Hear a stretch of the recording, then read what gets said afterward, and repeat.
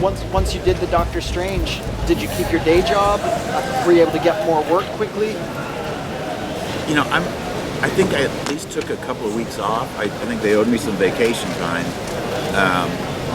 to make the deadline. I think I at least took a couple of weeks off, and then I was barely finished with the Doctor Strange thing, and they offered me something else. I remember now, Al Milgram said, he knew I was working a regular job. He said, well, don't quit your day job yet.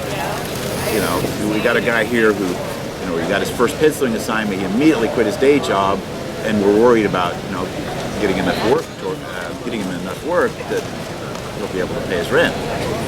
But then I think that was, again, the fact that they offered me something else after Doctor Strange, and then near the end, Al said, you know, it's probably okay for you to quit your day job now. So I thought, okay. I thought I'd just drawn the most horrible looking comic in the history of Marvel, and he said, well, apparently it was good enough that he said, you know, you have my permission now to quit your day job. So I guess I did okay. I survived, and it wasn't a total disaster.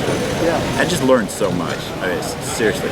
After drawing that story, then your eyes are sort of tuned into, like fixtures on a wall. You know, how do you draw a wall so that it's not just a flat panel? Make it interesting and lived in. And what kinds of things do you add to it, or breaking up layouts, breaking up planes. But you know, most people when they start drawing a big city, every building just looks like a big glass shoebox. They're real boring looking buildings, and then you look at someone like Mike Kaluta or Mobius. You know, their cities are amazingly lived in and aged and weathered, and you start noticing stuff like that. So it all gradually starts to come together. The more you look at the world a little different. You do. For how you pick up. I was doing that this morning. I'm working on this scene right now where a guy's walking into he approaches the entryway of a fancy New York City building. The doorman opens the door, and I couldn't find good photo reference for exactly what I was trying to draw, and I saw like 2 buildings this morning exactly like what I was looking for. So I need to go back out on the street with my camera and get some quick snapshots. You don't really notice things until you need to draw them, and then you really study them and think, okay, now I got to remember take a photo or really study how that thing is built so that you can draw it sometime. The story I'm doing now has not a lot of backgrounds, buildings, long shots, cityscapes and stuff like that. There's just no way to do that quickly. It just takes a lot of time. But it's set in the 30s, so I have to research a lot of this. I can't just make up buildings like I do for Gotham City or something. You have to do a lot of research, a lot of cars, and you have to have the right cars for the time period. So stuff like that takes a long time. But so this will be my second. The story I'm doing now will be my second Dark Horse one-shot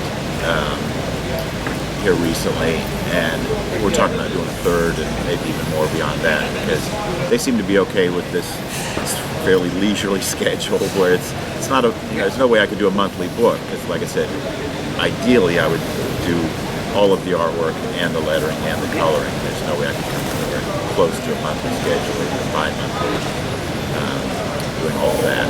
But that's my preference. So the issue is the companies that pay need the monthly books, like because you could self-publish, I assume, if you wanted to go that route.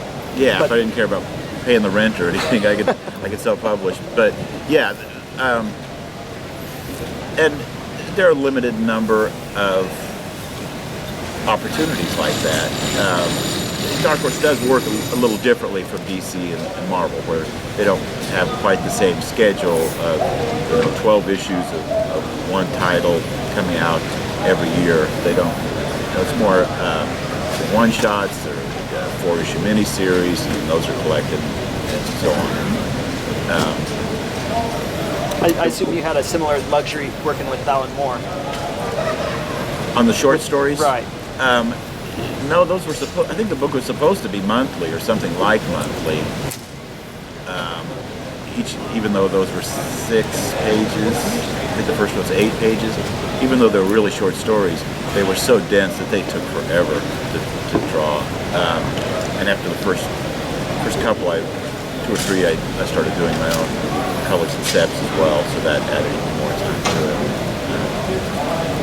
it. Would you say that's one of the biggest struggles being in comics, is the speed you work versus the speed they expect work?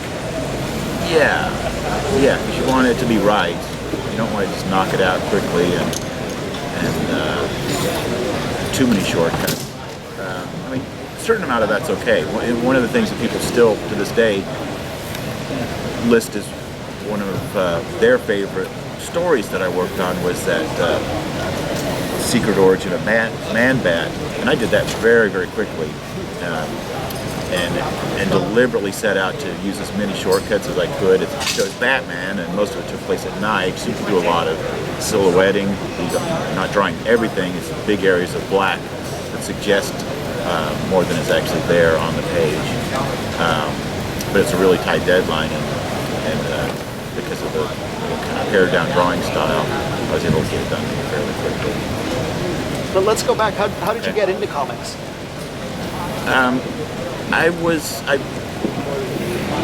I intended to work in comics from the time I was in like junior high or high school. I was really hoping to get some work drawing comics, and I was a big comics fan. Looked at a lot of books that really inspired me and really I like to draw, so it seemed like the obvious thing to try to do.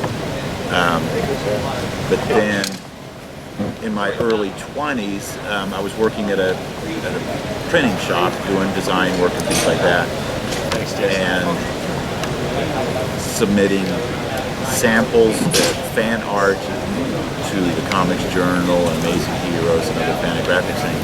And just out of the blue, Terry Austin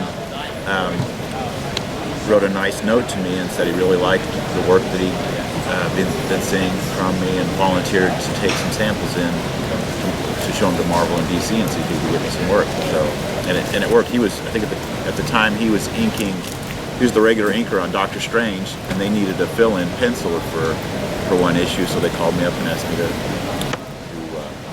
pencil an issue. And I've been working on samples, but I hadn't really drawn. I'd done maybe 1 or 2 pages of storytelling as a sample, but I hadn't drawn any stories. Not even 3 or 4 pages. I hadn't gotten beyond that. And the editor, Al Milgram, I explained that to him. He said, we have the story. It's a 22-page Doctor Strange fill-in issue written by Roger Stern, the regular writer, and we'd like you to pencil it, and Terry will ink it. I said, well, I'll fix it. And we're due in about 30 days. I said I'd never drawn a comic story before, and I explained that to him, and I said, "Could you? This is a big leap forward for me. I'm not sure I'm ready for it. Could you give me a little time to think about it?" And he said, "Sure. I'll give you a call back tomorrow." And did you have a day? Did you have a day job at this time? Yeah, I did, which is another problem. I had to do it in my part-time, and just evenings and weekends. So. He called back, and I thought about it overnight, and I tried to politely take a pass and say, I'd love to, if there's something else where there's not such a tight deadline, a shorter story, something so I can sort of get my feet wet without risking a major disaster where I don't get the thing done on time, or it's unprintable or whatever. I said, I hate to say no, because it's a great opportunity. I just don't think I'm ready yet. So Al Milgram called back. I asked to take a pass. I said, I just don't think I'm ready for this. He said, I respect that. Do it anyway. Okay. What's the worst that could happen? I totally fail, and it's a disaster. And I was like, I tried to say no, and you guys wouldn't take no for an answer. So, but it was okay. It was a really rough job. I mean, only because I was so inexperienced and was learning on the job. And just most simple things like, okay, Stephen Strange and his girlfriend are walking down the street in like Greenwich Village. Like, I don't know if I've ever drawn people walking before. How do you draw people walking? and just civilian clothes, wrinkles in clothing. If you practice drawing superheroes, you don't get any experience drawing wrinkles in clothing. Just the simple shoes, superheroes don't really wear shoes. I think that's one thing a lot of people don't realize about comics as a medium is the artist. We want to make art, but you have to draw a table and the car behind them. And stuff's really important, but people don't really pay attention to it. I mean, if it's done right, they don't pay attention to it. If it's done badly, you notice, or the story is just, doesn't really work for you, and you're not sure why. But yeah,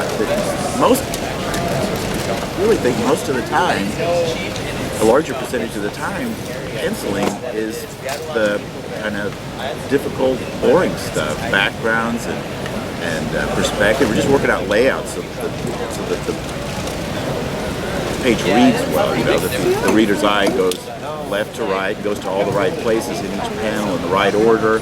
You have to have the first speaker on the left and then the next speaker on the right. Otherwise, the balloon tails will cross each other. It's going to look ridiculous, and just working out logistics like that takes a lot of time.